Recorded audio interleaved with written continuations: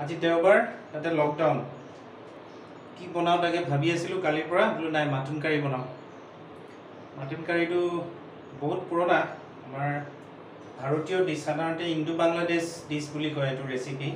Mutton বুলি ক'লে আচলতে ভেড়াহে মাটন বুলি ক'লে। ভেড়াৰো আকৌ ভেড়া মানে সৰু ভেড়া নহয়, বুঢ়া ভেড়া আচলতে। আমি যোনটো মাটন ইউজ কৰোঁ এইটো মাটন আচলতে ভুলকৈ কৰোঁ, আমি ইউজ কৰিব লাগে গট মিট বুলি, ছাগলী মাংস অসমীয়াত যোনটো কয়, খাচী বা পাঠা এনেকৈ আমি অসমীয়াত ইউজ কৰোঁ।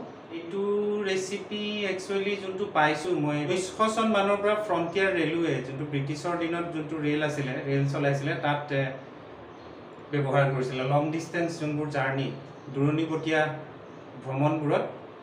আৰু এইটো একচুৱেলি বেংগলৰ পৰা আচলতে আৰম্ভ হৈছে। বেংগলীসকলে ইয়াক মাংস কোচা বুলি কয়, নহ'লে মাংসৰ ঝোল বুলি কয়। আৰু এইটো ৱাজেদ আলী শ্বাহ বুলি অৱধ বুলি এটুকুৰা জেগা আছে উত্তৰ প্ৰদেশৰ।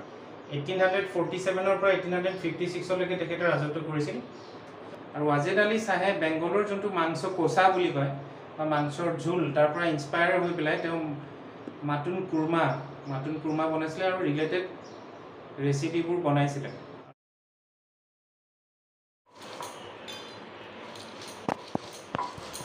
এয়া হৈছে আপোনাৰ আধা কেজি পাঠা মাংস।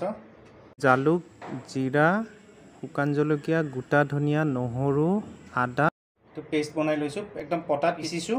হালধি, গৰম মছলা, লং, ইলাচি, ডালচেনি মই খুন্দি লৈছোঁ। তাৰপিছত জাভিত্ৰী, এইটো গোন্ধৰ কাৰণে দিয়ে, আপুনি দিবও পাৰে নিদিবও পাৰে। আৰু এইটো হৈছে পাপায়া পেষ্ট মানে এইটো অমিতাৰ যোনটো পিচি লৈছোঁ, অমিতা আধা ফাল। এয়া হৈছে কাশ্মীৰী মিৰ্চ, এয়া হৈছে তেজপাত, আৰু এয়া হৈছে 4টা মিডিয়াম চাইজৰ পিঁয়াজ। মিঠাতেল, মাষ্টাৰ্ড অইল নিজৰ সুবিধা অনুযায়ী যিমান দিব পাৰে সেই অনুযায়ী দিব। মই অকণমান বেছিয়ে দিছোঁ। অকণমান সময় গৰম হ'বলৈ দিয়ক।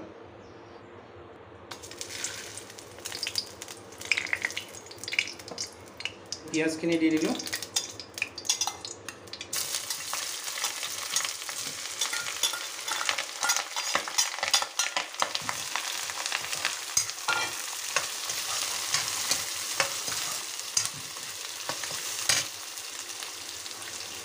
পিঁয়াজখিনি অকণমান ৰঙচুৱা হ'বলৈ দিলোঁ।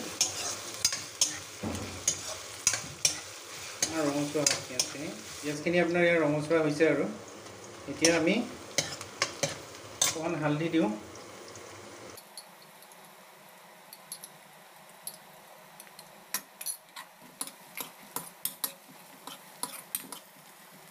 অকণমান কাশ্মীৰী মিৰ্চ দিওঁ, ৰঙৰ কাৰণে খুব জৰুৰী, ৰংটো ধুনীয়া হয়।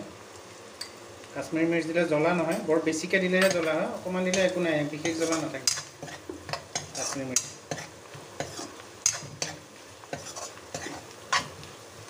এতিয়া আমি মছলাখিনি দিওঁ। আপোনাৰ পেষ্ট দিছোঁ,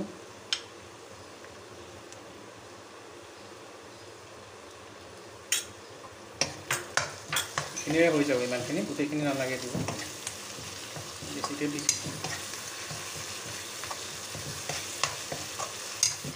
নিমখ দিছোঁ সোৱাদ অনুসাৰে, আধা কেজি মাংসত যিমান লাগে নিমখ।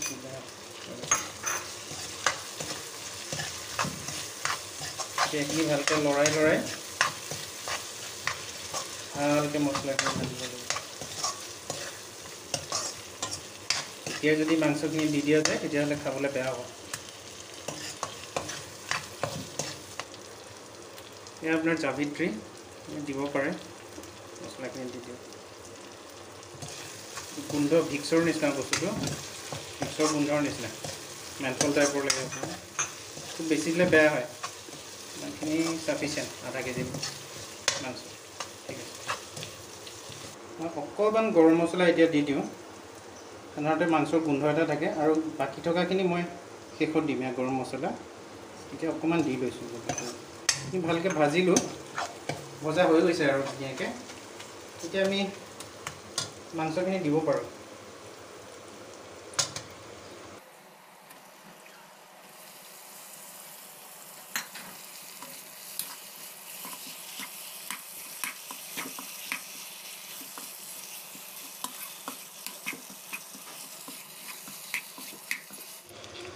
ঢাকিলোঁ, ভালকৈ লৰালোঁ।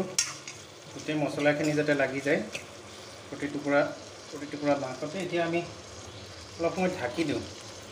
আৰু সাধাৰণতে এই ৰেচিপিটো আচলতে বেছি জুইত নবনায়, এইটো কম জুইত বনায়। বেছি টেষ্টি হয় আপোনাৰ কম জুইত বনালেহে দেই। সদায় চিমাৰত বনাব। চিমাৰত বনালে ধৈৰ্য লাগে, সময় লাগে অলপ, কিন্তু আপোনাৰ টেষ্টটো খুব ধুনীয়া হয়। বেছি জুইত বনালে বেয়া হয়, কাৰণ ভিতৰবোৰ নিসিজে বস্তুবোৰৰ।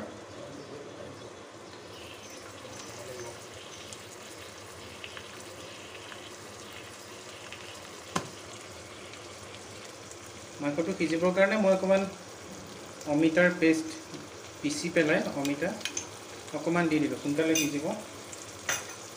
এতিয়া আপোনাৰ কেতিয়াবা মাংসৰ কোৱালিটি বেয়া থাকিলে প্ৰেছাৰ কুকাৰত দিব লগা হয়। অমিতা অকণমান দিলে প্ৰেছাৰ কুকাৰত দিব নালাগে। এতিয়া প্ৰায় ইয়াতে অকণমান সময় লাগে। মই এতিয়া ঢাকনিখন লগাই দিওঁ। অকণমান সময়ৰ পিছত প্ৰায় 4-5 মিনিটমানৰ পিছত মই চেক কৰিম এবাৰ কম জুইত কি হৈছে অৱস্থাটো, পানীবোৰ ওলাইছে নাই টুকুৰাবোৰৰ পৰা।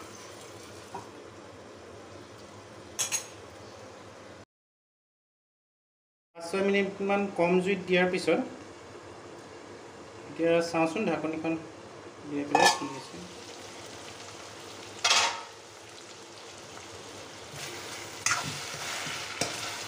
আৰু লাগিব। আচলতে আমাৰ মাহঁতে কয় মাংসটো ফুটিব লাগে। এতিয়া ভাজি থাকোঁতে ফুটিব লাগে। নুফুটালৈকে লৰাই বা ঢাকিব লাগে, মাজে মাজে লৰাই দিব লাগে, মাজে মাজে ঢাকিব লাগে, সময় লাগে অলপ।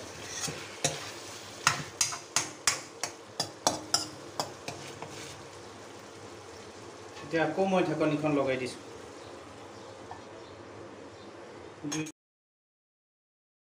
এতিয়া ছেকেণ্ড টাইম ঢাকনিখন উঠাই চাওঁ। প্ৰায় 6 মিনিটমান কম জুইত আমি সিজাইছোঁ, সিজিবলৈ দিছোঁ। এতিয়া ইয়াৰ অৱস্থা এনেকুৱা হৈছে দেখাত। যোনটো কয় আমাৰ মাহঁতে ফুটিব লাগে, সঁচাকৈ ফুটা নাই এতিয়ালৈকে। আমি আকৌ এবাৰ দ্বিতীয়বাৰ ঢাকিলোঁ, এবাৰ তৃতীয়বাৰ এবাৰ ঢাকিলোঁ। নেক্সট টাইম আমি গম পাম, নেক্সট টাইম ফুটিব। আৰু পানী অলপ চলপ ওলাইছে।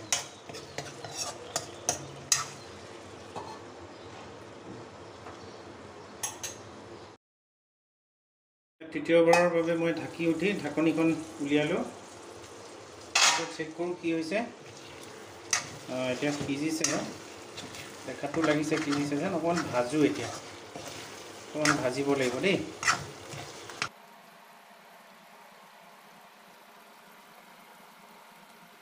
আপোনালোকে লৰাই এতিয়া চাব পাৰে, মই লৰাই আছোঁ। লৰাই এতিয়া আপোনালোকে শব্দ শুনিব, টিক টিক শব্দ হৈছে। ফুটিছে মাংসবোৰ, সিজিছে, অনুমান হৈছে।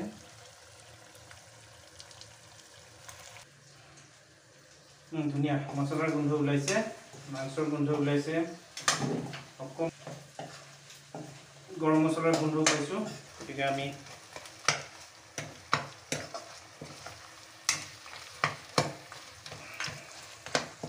পানী দিব পাৰোঁ। এতিয়া পানী দি আকৌ এবাৰ ঢাকি দিব লাগিব কম জুইত।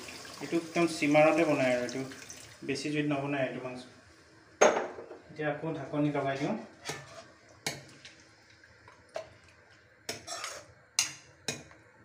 সময় লাগে।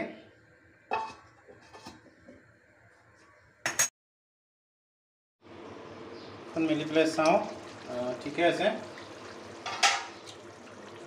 এজ পাৰ দ্য প্লেন বস্তুটো ধুনীয়া হৈ গৈছে, ভাবামতে ৰং ওলাইছে। অকণমান পানীটো শুকুৱাবও পাৰে, নহ'লে নমাই থ'ব পাৰে। মই অকণমান পানীটো শুকুৱাম, সোৱাদটো আৰু অকণমান উঠিব তেতিয়া। এতিয়াও নমাব পাৰে। আৰু সিজিছে মানে কেনেকৈ গম পায়? আপোনাৰ এই হাৰ্ডিবোৰৰ পৰা এইবোৰ দেখিছে নাই? হাৰ্ডিৰ পৰা মাংসটো আঁতৰি আহিছে, গতিকে আমি গম পাইছোঁ আৰু সিজিছে। মিনিমাম 1 ঘণ্টা সময় লাগে, ধৈৰ্য ধৰিব লাগিব, ধৈৰ্য ধৰি বনাব লাগিব, তেতিয়াহে। এনেই প্ৰেছাৰ কুকাৰত বনালে 15 মিনিটত হৈ যায়। এতিয়া এইটো একদম পিয়ৰলি আপোনাৰ বহুত সময় লাগিছে। 2-এটা শ্বট আমি কাটি দিছোঁ। কিয় কাটি দিছোঁ? সময়ৰ কাৰণে। কিন্তু মই 1 ঘণ্টাতকৈ বেছি সময় মোৰ লাগিছে এইখিনি হেৰি কৰোঁতে। গতিকে এতিয়া ধুনীয়া হৈছে। আৰু সদায় মাংস বনালে এটা টিপছ দিছোঁ, আপোনালোকে জোলটো চাব, জোলটো সদায় আঠা আঠা হ'ব লাগে, গ্ৰেভি টাইপৰ। সাধাৰণতে আমি দেখোঁ জোলটো খেলখেলীয়া হয়, তাৰমানে একদম পাতল হয়, পাতল হ'লে মাংস কেতিয়াও ভাল নহয়। সদায় জোলটো আঠা আঠা হ'ব লাগিব, দেখিছেনে? মই আলু দিয়া নাই, সাধাৰণতে অসমীয়া আমি সাধাৰণতে আলু দিওঁ, আলু নিদিলে ভাল হয় বুলি ভাবোঁ, গতিকে আলু দিয়া নাই। কোনোবাই আলু দিলে আলু দি ল'ব পাৰে, আলু দিয়া হয় আৰু অকণমান গ্ৰেভি হ'ল। মই আৰু অকণমান সময় ঢাকি দিওঁ, দি পেলাই নমাই থওঁ। এয়া আপোনাৰ হৈ গৈছে মাটন কাৰী, স্পেচিয়েল মাটন কাৰী ৰেডি। ধুনীয়া হৈছে, পানী শুকাই গৈছে আৰু এতিয়া আমি খাব পাৰোঁ গৰমে গৰমে। অকণমান গোলাপ জল দিব পাৰে হোৱাৰ পিছত, মই অকণমান দি দিছোঁ, বাছ গোন্ধটো ধুনীয়া হয়।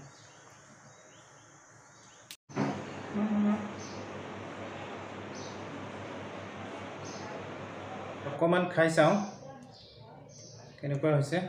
অনেষ্টলি নিজে বনাইছোঁ যদিও আপোনাক একজেক্ট ষ্টেটাছটো ক'ম আৰু নিজক চাৰ্টিফাই নকৰে আচলতে। ঠিক আছে,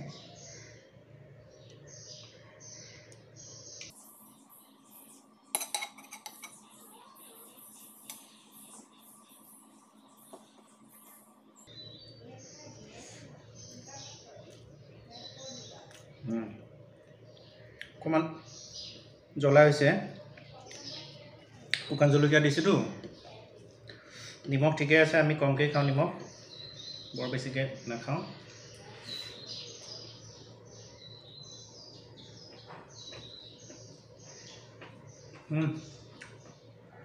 সিজিছে একেবাৰে নতুন, মই নতুনকৈ এইবোৰ প্ৰজেক্ট আৰম্ভ কৰিছোঁ। আপোনালোকৰ যদি আশীৰ্বাদ পাওঁ আৰু ভিডিঅ' আপলোড কৰিম, আপোনালোকে লাইক, ছাবস্ক্ৰাইব আৰু কমেণ্ট কৰিবলৈ নাপাহৰিব। Thank U.